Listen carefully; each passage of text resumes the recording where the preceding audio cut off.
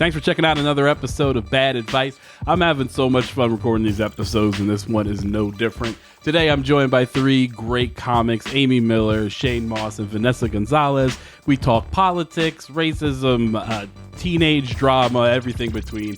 Give it a listen.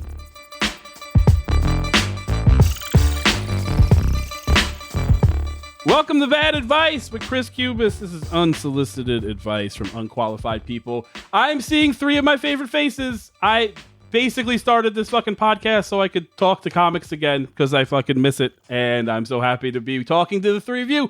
We've got Amy Miller. Amy, how are you? Good. Hi, Chris. It's so good to see you. I miss everybody so much. So much. And where are you holding up these days? I'm in Los Angeles, California. Yeah, bright and beautiful. Where they make the TV and movies we've all been watching. Right on.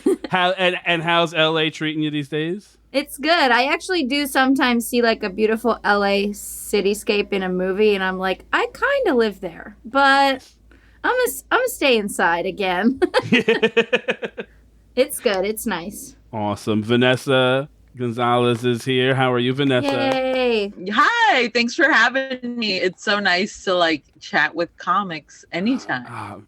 Yeah, I just recorded another episode with David Bory and Emma Arnold and Jeff Tate, and I was like, holy shit, this is like the comic hangs, and they rightfully pointed out, it's like, no, yeah, but it's like a curated comic hang. It's like just the ones you want to see, you know? It's fun. Yeah, that's the thing is we're all like, I miss talking to comics, but think of all those nights you're like, I gotta get the fuck out of here. I don't want, if anybody even looks at me after my set. I did a Zoom call with a bunch of high school friends last Friday, 10 of us. And the first three people did an Irish goodbye on Zoom. Didn't say hey, thanks for putting all this together. Just peaced out. What? Where did they? Okay. We hadn't talked in 20 years in an Irish goodbye. That is the voice of the wonderful Shane Mauss. Shane, where are you holding up? I'm in my childhood bedroom right now. Nice. I'm in Wisconsin. I was in LA at the start of COVID, and then I came here. At the time, all my gigs got canceled through Michigan. I was like, oh, I'll go and visit. I haven't gotten to see my folks for a while. Right. I hadn't been talking with scientists for my podcast much, and then when I finally talked with some infectious disease people, I was like, oh, I live with my parents again for the foreseeable future, it turns out. So that's where you wanted to see them.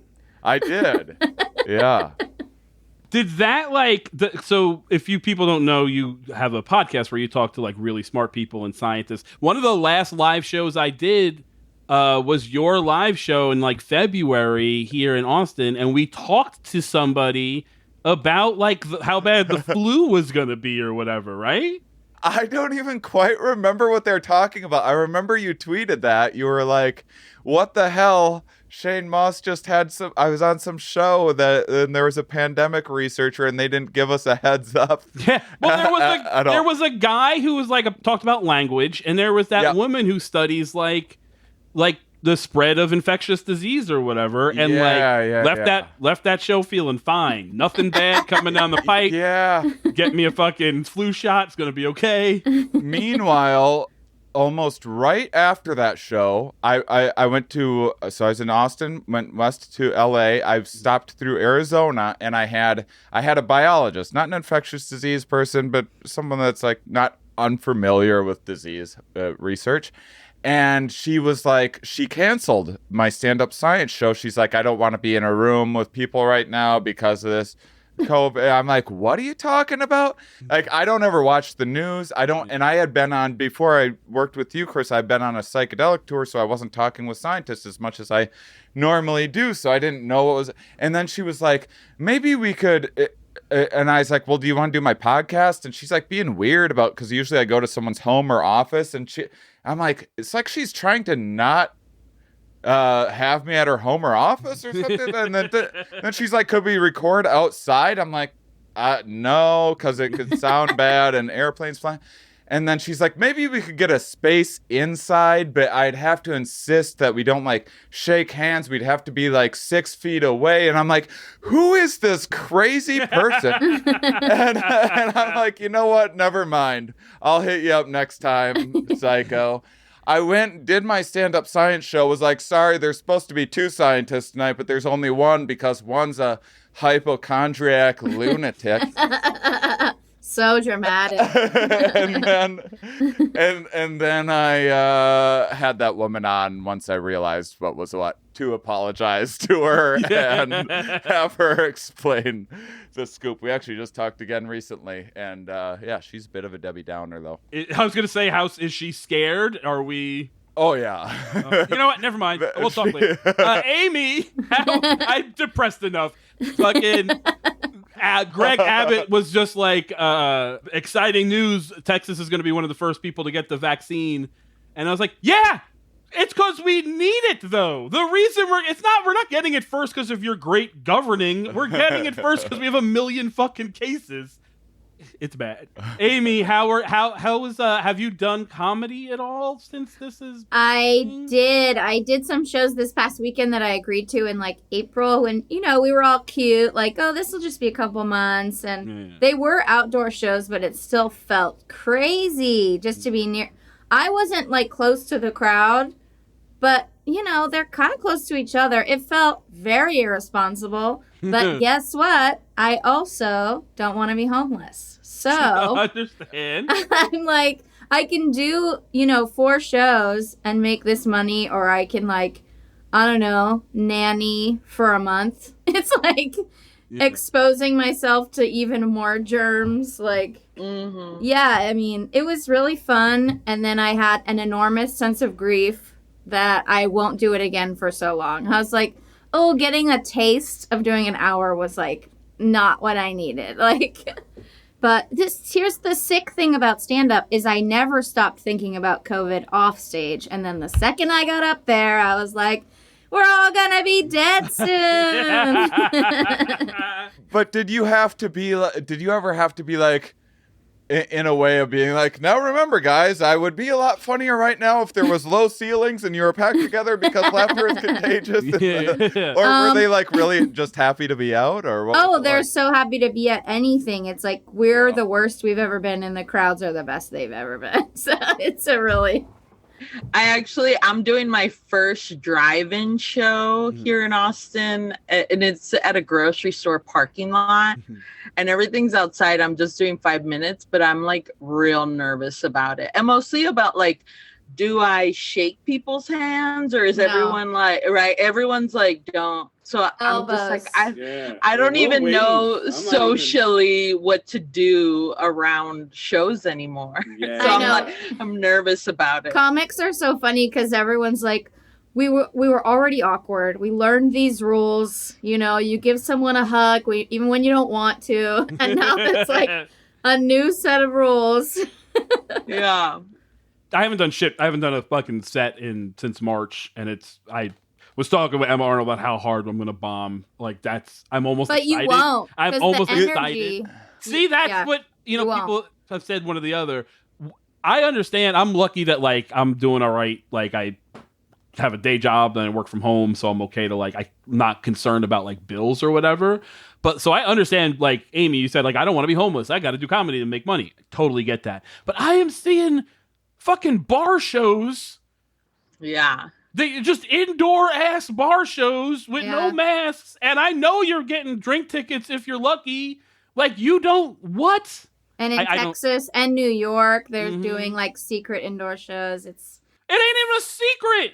I'm just saying they're advertising the shit on Facebook. Yeah, like 6th Street bars shows are going on, and that's wild to me. It's insane. Yeah. It's insane. Like, yeah. I don't even want to. Anyway, let's jump into some fucking letters here, guys. We'll get back. Like, this happens at the beginning of this podcast as we just deep dive into, like, we're all going to die. And it's not the best setting for a comedy podcast, oddly enough. One time I remember doing a tangent. I did a show for this Indian students organization on UT campus. And they were like, so it's going to be a comic, then somebody's going to come up and do a presentation, and then you're going to go up. And I was like, well, I hate that order, but fine, we'll do it. And the presentation was like an 8-minute video about orphans in India. So it was just starving children on the street for like 8 to 10 minutes, just dying children. And then Chris Cubas, everybody. Time for it was the one. Yeah. So that's what I'm trying to not do with this podcast. They should have booked Jim Gaffigan to do all of his food material. Yeah. Right after. All right, let's go ahead. Let's jump into this one. Dear Abby, I am writing regarding my almost 13-year-old daughter. She's a sweet girl, but lately has been involved in a lot of drama. Recently, my husband and I saw what we believe to be 2 hickeys on her neck, one on each side. She has denied it, but we know what we know. I'm worried because a few months ago, she was called into her counselor's office for roasting. She was asked to roast 2 specific girls, and the information got back to them and back to the counselor. Our daughter is not allowed to date, and although she has friends who started dating at 10 or 11, I don't allow her to go to their homes. I do allow them to come to our home instead. I just need to know how to handle this situation before it gets out of control. I've tried talking calmly and patiently with her, but it doesn't work. She believes she knows it all, and I know nothing. Signed, Unsure in New Jersey. None of us have kids, right? We're all kidless. No. This is why you don't let roast culture get out of hand, okay? This is... Yes, it's hard to write those jokes well. I know this. But like, Are they worried about the roast battling or the hickeys? That was such a confusing... They're it so sounds all like they over the don't place. want her to be a slut and an asshole. They're like, choose one. It sounds like she's gonna be a comedian. Yes. I am curious about who asked her to roast these girls. Is Jeff Ross? Well, he might be hanging out at high schools. We've heard some things. Is he with these 13-year-olds? Like what? Like I remember. Did you have like we had? I'm a little older than. I'm probably closer. I'm closer with Shane's age than your guys' age. Did you have like we had slam books? When I was in like elementary like a school, burn book. you just wrote like mean things about like that was a thing, yeah. But you didn't like you just did that with your friends. People didn't come up to you and be like, "Hey, read this, bitch." Like, you know what I mean? That just seems And it wasn't well written material. No.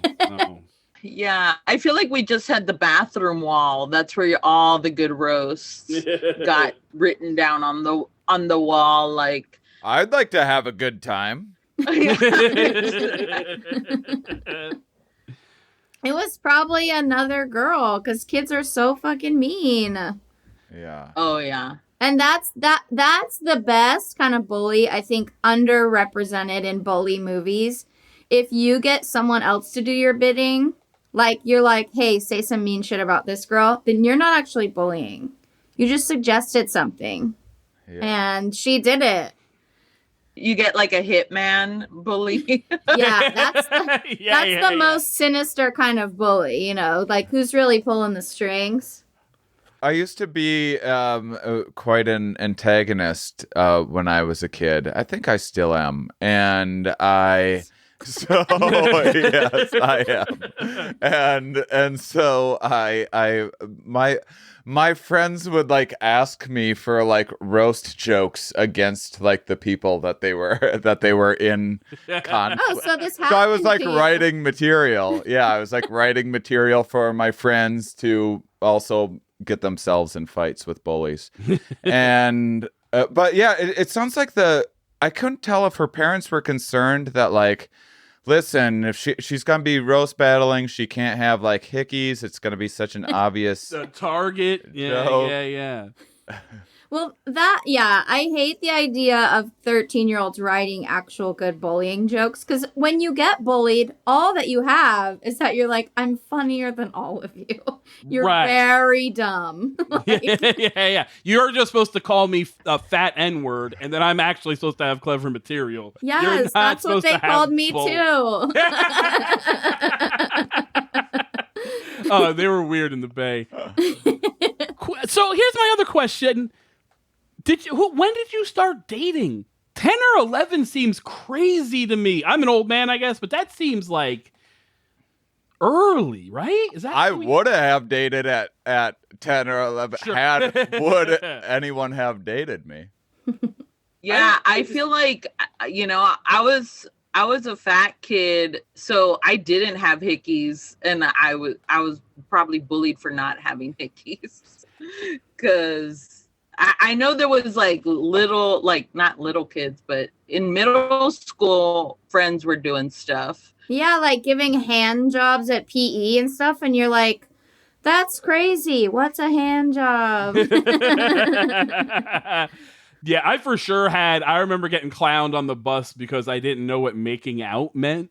Aww. Like, it's a very vague term. It doesn't describe an act at all, you know what I mean? So, like, It this kid still was like, has oh, a I was range making of out with meanings. It does, for sure. But this girl's like, I made out with 2 girls this weekend. I was like, hell yeah. And they were like, what does that mean? And I was like, oh, you know. And then they just fucking, the back of the bus is a horrible place to admit you don't know a thing other people know. They just roasted me to shit. I had a very sweet, naive girlfriend who was also a comedian. And when she started, she had this joke about getting eaten out, but she called it getting a blowjob. And I saw her do it multiple times before I was like, do you know that? I mean, I had a boyfriend, I guess, at 13, but like, from the church. So we like maybe held hands, and that's Whoa. it. Maybe some light shoulder massage, but definitely not hickeys. I've gotten a couple hickeys as an adult. Is that a normal thing for an adult? No, but we're also, again, not surprised. Also, like, the hard no from Amy was perfect. No, it's not. But, and just continue. No, it's weird when you see, every once in a while you see an adult with a hickey. I think I got one in my early 20s, and I think I got another one in my 30s. I mean, they were like joke hickeys, but still. Okay, I mean, they're doing a bit. That's, a bit hickey, I guess. But like, an earnest hickey as an adult seems... Yeah, I don't think of... Because a hickey... Ernest Hickey, great band name. I never clock hickeys. I always assume somebody, like, they got hurt. Or has a birthmark. Yeah, if they're an adult. Well, you can feel when it's happening. Like, I've definitely had people try, not as a joke, but as maybe some twisted, like, make my mark situation. Yeah. And I'm just like, stop. Don't do that. Yeah, I've never done it intentionally. I don't know that I've ever actually given a hickey, but it doesn't seem like... It seems like something a kid does because they don't know how to... sexually engage with another person, you know what I mean? Like, no, let's not all pretend like it doesn't feel good to get one, but at some point you're like, I'm not hey, sure there's a lot of areas you can suck on that aren't visible, so let's just move it on downstairs. That's what I'm thinking. It doesn't feel bad. I do like the idea that Amy's of like claiming territory or whatever to like, well, like if you're a jealous person, you're like, I'm not gonna let them out of the house without a hickey. Otherwise, how is someone gonna know that they're mine? Yeah, that they're marked. That's so weird. This thing here where the mom, like, first off, and this is like the bigger issue in all of this, is having to write the newspaper to ask these questions just seems like a sad indictment of your like social structure. But what do you think she writes here that like, I have tried talking calmly and patiently with her and it doesn't work. She's 13. You couldn't be calm or patient with me at 13. I was a stinky little monster. Like, yeah, I was a lunatic. You're so emotional at that age too. And there's like nothing more embarrassing than your parents even existing and talking to you, let alone about trying hickeys? to talk to you about hickeys. Yeah. Oh, man. Yeah.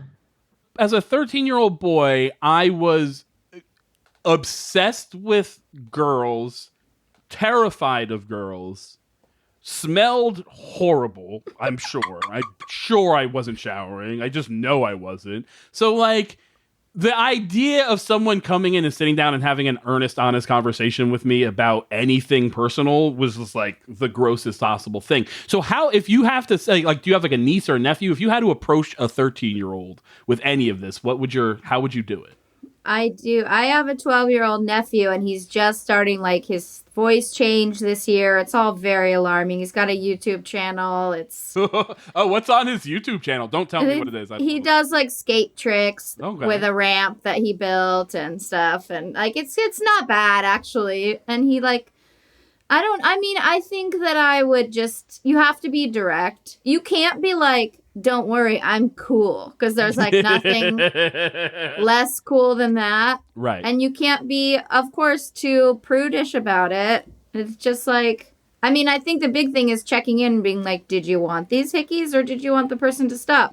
Did you know that if someone sucks on your neck for a long time, it leaves a disgusting mark? Okay, well, now you do know. What are your makeup options? Do you need help with concealer? Do you have a nice turtleneck in your closet? Can you pull off a turtleneck? Do you have the chin for a turtleneck? That's absolutely the question. Yeah. Yeah, I feel like when I have kids and they're at that age, I'm just gonna throw condoms in their room like once a month, and that's how I'm gonna deal with it. Go Google it. Just like glitter, just slam the door.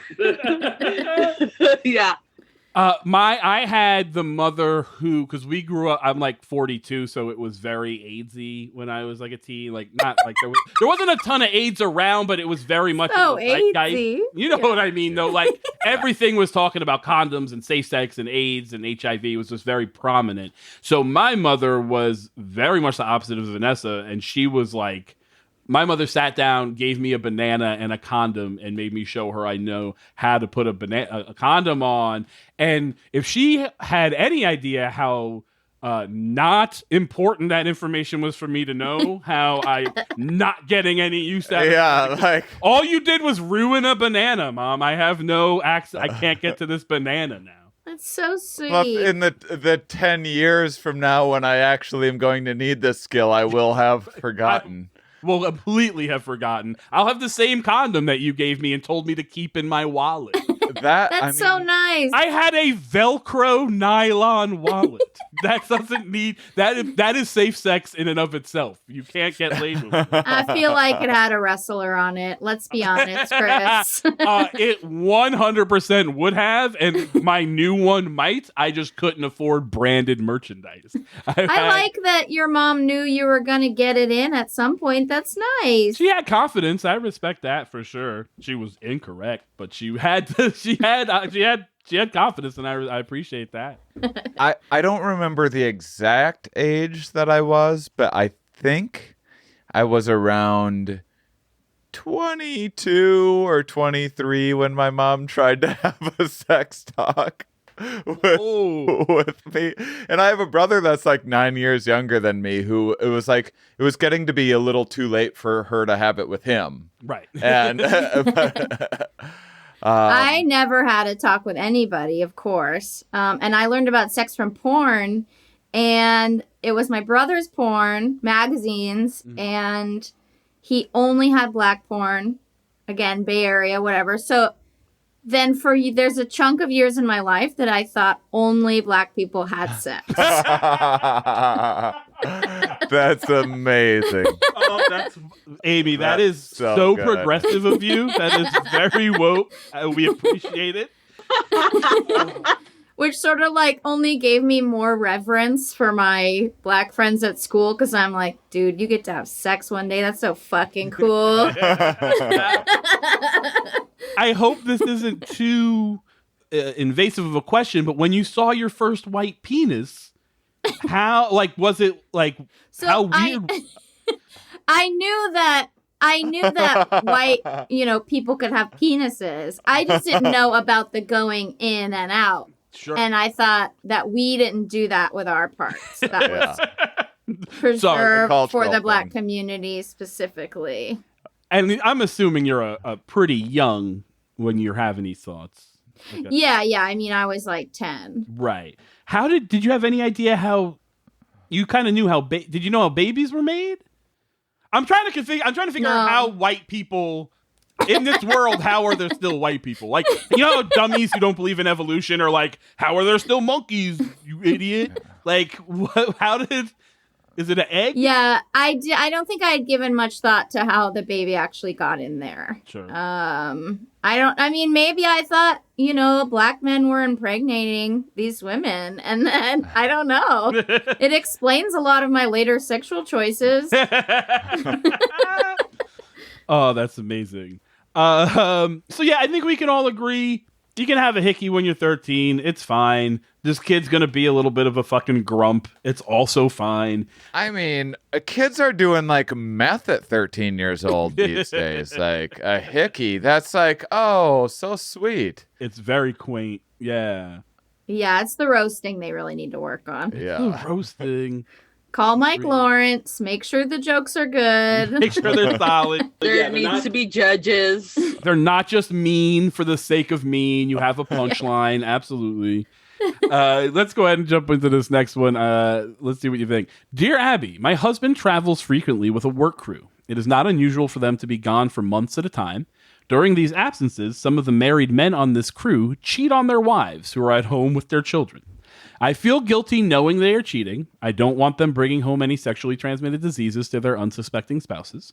My husband says I should stay out of it because it's not my business, but I feel bad saying nothing. Should I speak to the wives? I have seen the cheating firsthand, so I'm certain it's happening.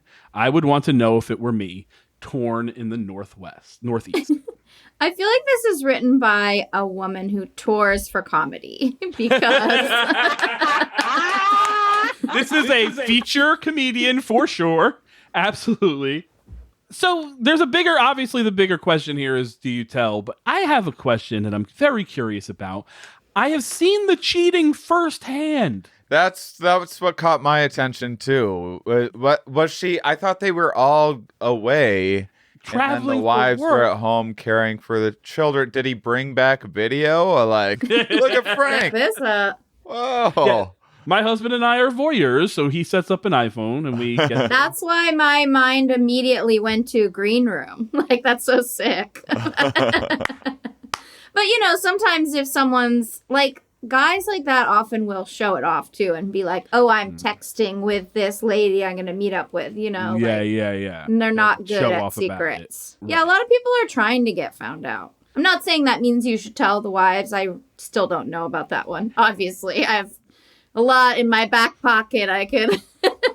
So that is the issue.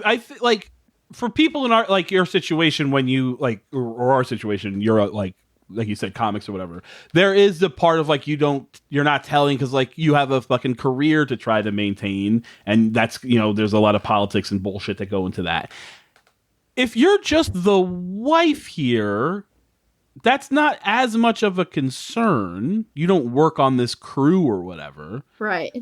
This is a tough one for me because, like, my instinct, I have a don't snitch instinct ingrained in me, but that's about the police. That's what don't snitching means. That's not about... I know, but it's just a valuable heuristic in life, though. Like, if you don't know what the situation is, and someone's just like, "Hey, there's a thing you can snitch about. What do you think?" And it never ends up being worth getting embroiled in some shit, either way. And you just don't know what their situation is, or like, I mean, a lot of people know when they're getting cheated on. It's like you're married to an asshole. Like, yeah.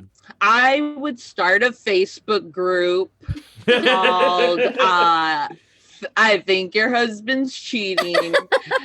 And I would just invite all of them, be like, let's talk about it, ladies. How we feeling? I thought you were going to say you start that group and just invite the one lady. If that's what you were saying. You're the only member of this group. I don't know if it's about you, but it seems like maybe.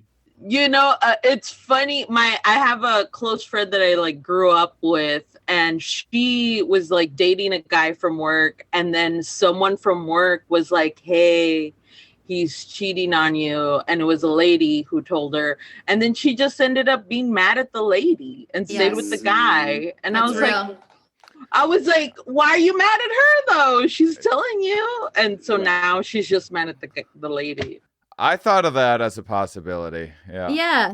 Because a lot of people know when they're in a shitty situation, they don't want the curtain pulled back on it. You know, it's like embarrassing. Well, now people know I stay with this guy even though he cheats on me. And it's like, you know, it was doing fine when I just put it out of my head. Right. I haven't had a personal situation for two reasons. One, I try not to hang out with scumbags as a rule. That, like, I think my friend circle is pretty curated. And, like, you know, you never know. You find out, you get surprised by shit. Obviously, we live in the world where you find out shit on the internet all the time. But, like, my close friends or whatever, I've never been put in a position where, like, since I was a kid. I did, when I was, like, fucking maybe 20, I had this friend named Kevin who was a complete scumbag and would cheat on his girlfriend all the fucking time. And he would use us in lies, but not tell us he was using us in the lie. So, like, he would tell his girl, "Oh, I'm hanging out with Chris and Aaron," and then we'd run into her in the mall and be like, "Oh, where's Kevin?" And be like, "Oh, the fuck you talking about? I ain't seen Kevin all day." And now he's mad at us for not having his back. But, like, you got to tell me, yeah. If I'm gonna be a spy, I got to know I'm doing spy shit. You know what I mean? Or just don't involve me in that. Shit. So that was the rule. We made a very clear rule: don't include me in your lie because I'm not gonna do it. I just tell my friends up front, don't do that. I'm a snitch. Yeah, yeah, but not to the police. No, I don't talk to. Somebody cut the catalytic converter off the bottom of my car recently. Apparently, it's a thing. People are stealing big right now. Yeah, off the bottom of old Priuses because there's not plutonium. There's not plutonium in the Prius. There's platinum, 1 gigawatts. Platinum, and some other, like, rare metals. They're, like, worth like $500 or whatever. And somebody was like, "Oh, I hope you called the cops." No, I'm not calling the goddamn cops. And I had a crime committed against me. But what is called, like, the only thing that's going to make me do is have to talk to a cop. So you're just making my day worse. I don't snitch to the police. But if you're, like, I have told my friends, like, if this is going to be some interpersonal drama, I don't want it. So don't ask me because I'm just going to tell. Yeah, I've been in the other situation where 2 different times men told me they had an open relationship and it turned out to be a lie after we hooked up. Yeah. And then one dude that I'd been friends with for years that just straight up didn't tell me he got married. And then we hooked up and then he told me after and I was like, "Well, I'm not talking to you." But then it's like, do I tell his wife, you know? Do I tell these ladies, like, "Hey, yes, it was me who had sex with your husband. Yes. Right. But hear me out," you know? Yeah. I didn't know he was a husband. They're going to get mad at you. Yeah. And stay with the dumbass. That's what happens. I'm also curious what occupation this is where these guys are just slaying. Like everyone, it's like all this one guy can do to not just to somehow defend himself against all of the women that are throwing themselves at these guys that are in town for some, like, what pharmaceutical conference. Oh yeah, but that's what's weird. It's a good question because they're gone for months at a time. That's like a construction job. Yeah, you're either like you went to Alaska to build something or fish or whatever. It's either that or these men just have second families. I think they might just have. This might be a bigamy situation.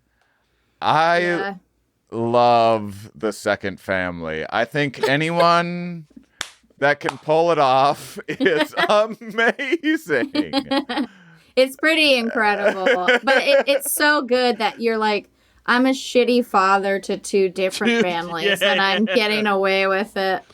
But not like disappear and, like, still, like, you own 2 homes, you are in one or the other that's a different thing than just, like, making babies around the country or something like that.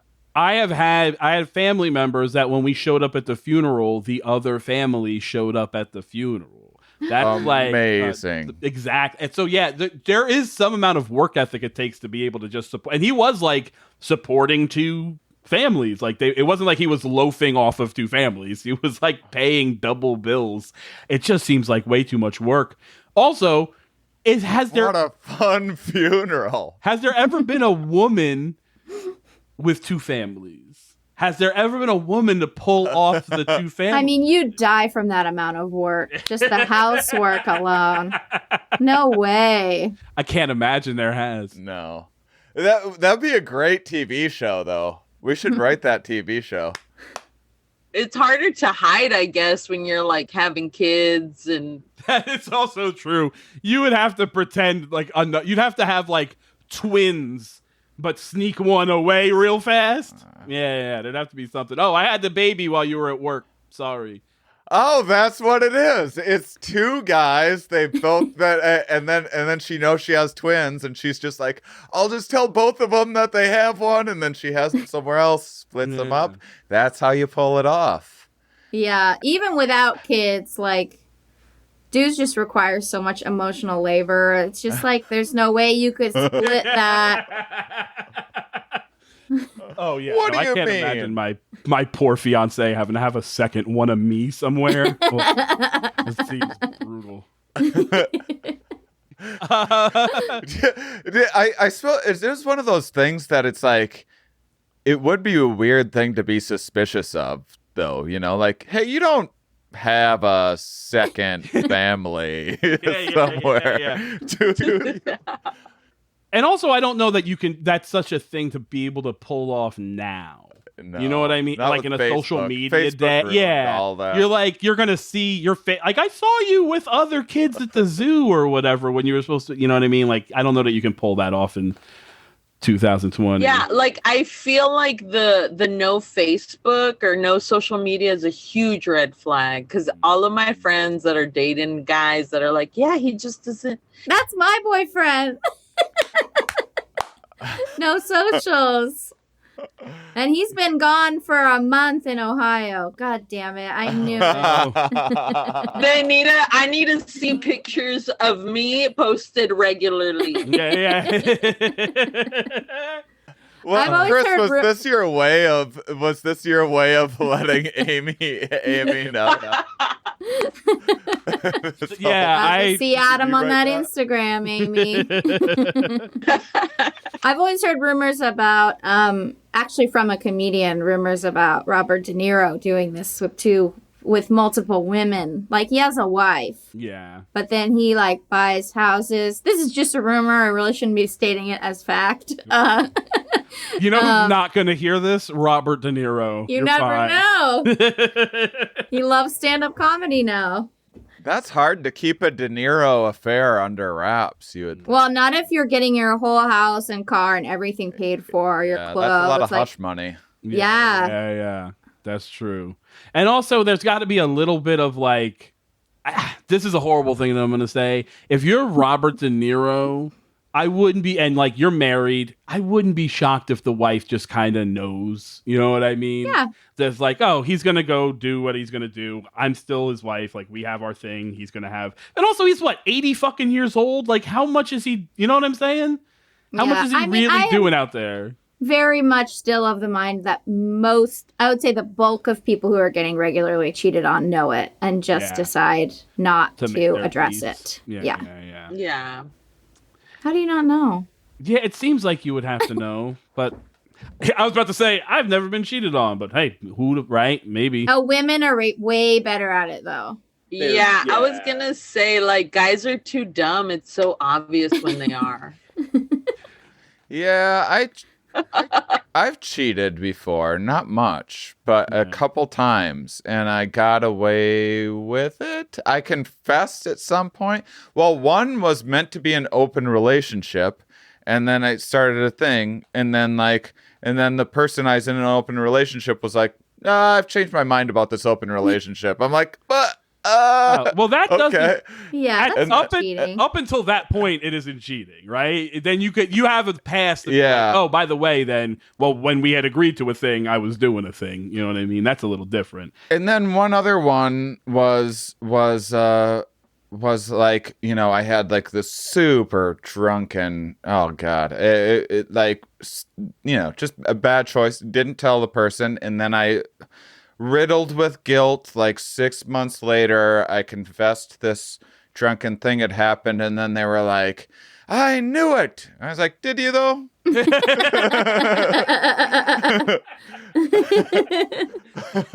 Yeah, you've been pretty hush about it if you knew it for 6 months. Oh, yeah, I would just not want to know. You know, unless you had unprotected sex, like, just don't even tell me. Yeah. This is the thing with comedians in normal life, like it would be so easy to get away with cheating. But the last thing I want in my hotel room after 2 shows is a man I barely know. Is another human. Have you ever, I don't let people, like, you never somebody pick you up at the hotel. It's like, I'll meet you downstairs. This is, you do not need to see the pizza on top of the pizza. And like I haven't opened the curtain in fucking 2 days. All right. Yeah. You can see your breath in my hotel room. It is a fucking ice cave. And somehow we miss it. Yeah, exactly. I do miss it a little bit. We all miss being mentally ill in other spaces. That's the best description. I don't want to be sad at home. I want to be sad in a hotel room. Yeah, I'm trying to be sad and watch American Pickers. Can I don't have cable. There is something so amazing about like the reverse psychology of all of this. If this were a virus where like the only like the known defense was like you have to be as social as possible all the time, and like to be immune to it you must always be going to concerts and like in groups of people all of the time, people would be like, I need my alone time, damn it, this is a mental health issue, I need to be in my basement away from everybody. It's true. Let's go ahead and jump into our next letter. Dear Abby, a foreign friend used the N-word while commenting about an employee at a hotel we were staying in. Okay. After he said it the second time, I slapped him and told him that word was never acceptable regardless of the reason. I feel bad about hitting him, but entirely justified in motive and intent. I really can't think of another more effective way of registering how offended I am in a situation like this. Should I apologize? Should it be a qualified apology?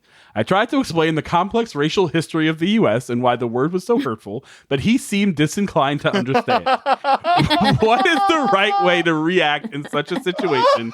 Signed, Anonymous in the USA.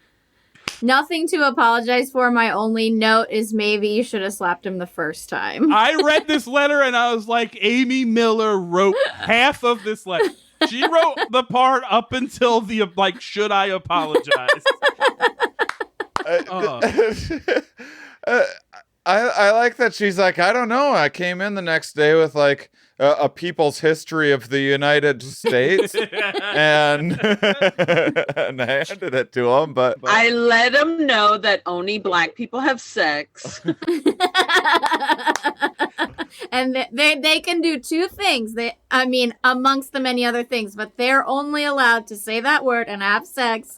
And that's how America works. I don't think the fact that he's foreign, he didn't use that word accidentally. Like, it's not like he used it correctly. But he also said friend, which was weird. Yeah. Well, because he said it twice in short order. Like, the first one was like, here's my opportunity to feel this one out. And then oh, okay, I guess it's a friendly zone around here. Time to bust out all of them. And then I do like this lady's allyship. I'm assuming this is a lady, by the way. I shouldn't gender, but this feels like a lady that does that. You don't see a lot of men. Like, by the way, fellas, if you want to be an ally, slap a dude. If you just slap a racist open hand, that gets a point across. I do like how adamant she is about, it's not even like she super feels bad about the slapping. I don't think she does. And she's doubled down on how useful it is. I enjoy that she's like, I don't know a better, more effective way to get my point across than with hands. Yeah, this was like this was more like so what do you think? Was it awesome what I did? Yeah. So on a scale of 1 to 10, how awesome was it? You can only say 10. Plus, with anything, this is an extreme example, but with anything where you're like a fish out of water, you're in a country that you're not from, and someone's like, oh, by the way, this is something we don't do. If you just blatantly do it again, no matter what it is, you're shitty. You're shitty. Well, let me say this, and here is my only possible issue with this lady. At no point does she say she complained after the first one. She says he used the N-word. And then after the second time I slapped him, there was no option. She didn't go, hey, man, we don't say that. And then he said it again and she slapped him. She just like let him get 2 out and then hit him with the hands. So is there any responsibility to say, hey, no, like you said, slap him the first time. But do we go straight to the slap or do we give a verbal warning first? How foreign are they? Yeah, also, I want to know what foreign, because if you're just British, like that, I don't want to, you know what I'm saying? Like, I'm going to need you to be from that island where they shot the dude with the arrow, then you can say it. You know what I'm talking I mean, about, I think if your English is fluent enough that you really committed that word to memory and wanted to use it so much, like, I don't know. I think we're not hanging out after the first time, probably. I gotta go back to my room. Yeah, I got pizza up there for sure. Yeah, I think she should hit him again. Yeah. I think we can all agree. I do like, I wish I wrote down her response because I'm going to assume it was like, hey, don't slap people. But part of me thinks Abby was like, run the fade. I like it. Yeah, Abby's kind of a pacifist. Sometimes you want her to be take a harder line on some shit. Yeah, I feel there's parts of me where I do like, I really enjoy watching racists get beat up on the internet, and part of me doesn't want to enjoy it as much as I do, but I'm not enough to not watch racists get beat up on it. You know what I mean? Yeah, but if you constantly are inundated with violence against people that look like you, it's like, it must feel good to see a racist get fucking punched. Yeah, something. It's also just not enough. It's like when a bully gets. It's certainly not enough, but it's like when a bully. That's why movies work, right? When you see a movie bully get their comeuppance, it feels really good. No one's ever like the racist who's getting beat up. Isn't like, hey, someone like knocks on their door, punches them in the face, and be like, oh, by the way, that guy 10 years ago said some racist stuff. It's like in the moment, you know what I mean? Yeah. They're actively being. He just said it. Yeah. You usually get to see the racist part that leads into the punching. I don't know. Maybe it's just me. I love watching races. And sometimes, and like the other day, Trump tweeted out one that was like, "Look at these awful thugs," because it's like edited, right? So like, just they didn't show the beginning of the video where the guy is just like whatever, and then immediately everyone's like, "Oh, hey, what about this part?" And it's just a lunatic, just like man, just spinning in a circle, yelling the N-word, like in like the craziest possible way. So that one felt pretty good. He needed to be dropped, and he got dropped. He did. Oh, you saw the one I'm talking about, right? Yeah, to the neck or something. It was like the side. Yeah, it was good. Yeah, I love it. I kind of like. This is a little controversial, but I've kind of been thinking I'm sort of into street brawls just generally lately. Like I don't like in a more organized fashion or something like that. I don't know. I just feel like, well, there is this thing where like you know when you're in high school or whatever and you have a beef with the guy and then like everyone gets together and you fight and then like those dudes always become friends afterwards. I feel like if there wasn't knives and it was like even-ish numbers and everyone was like, all right, fair play. We're not like actually cracking someone's head in. We're just doing a little... I mean, I used to get in street brawls just because the bars closed in my town. And we were like, now what do we do? And we would just brawl in the street. Like, and it was nothing personal. That sounds like a very Wisconsin way to spend the evening. It was. I think the other choice is therapy, right? Like, yes, like there is something to getting the violence out, but there's got to be a better way to do it. I'm not saying I'm right. We're just workshopping. We're workshopping. And maybe no bad ideas. Like, well, also there are some bad ideas, but okay. But also, like, we do like violence on some level as a society, right? Like in our like movies and sports and whatever. So like, yeah, maybe a little controlled violence every once in a while is the worst thing. And I'll make a counterpoint. I'm here to pitch the Purge. Let's just get it over with. As a counterpoint, I did just see a study recently that the idea of like the folk wisdom of like punching a punching bag or whatever as catharsis has not replicated in studies. It doesn't bear out that like, oh, dudes calm down when they punch a punching bag. It's like, no, they just think about punching things more. Yeah. I will say I'm always happy to see straight men fighting each other over punching anybody else that they might want to punch. Sure. Oh, for sure. Absolutely. Let's target at least. Let's focus yeah, absolutely. You guys, this has been fucking so much fun. Do you have anything you guys want to plug while I got you here? Where people find you on the internet, that kind of thing? Oh, just Instagram, I guess. I mean, got nothing going on. Nobody has anything, but what's your like social media? People can buy your pillowcases if you still have any, that kind of shit. Oh, yeah. Amy Miller Comedy on Instagram, Amy Miller on Twitter, and amymillercomedy.com for someday I'll have tour dates, and if you want to buy merch. There you go. Vanessa, when's the drive-in show? Or you did it already? Sorry. No, it's this Saturday, Felipe Esparza at the HEB Westlake. Nice. Yeah. That's going to be fun. His fans are awesome. Yeah, I'm excited, but also scared. Yeah. And you can catch me at vanessacomedy.com. There you go. Shane, what you got going on? I'm very proud of my science podcast. Here we are, where I interview a different person usually about how the brain works each week. A lot of behavioral economics, psychology, that sort of thing. And I never went to college. I'm not like a super smart person or anything. I'm just a regular guy showing everyone that anyone can get into science, and it doesn't require any prerequisite knowledge, and you don't need to be a genius or anything else.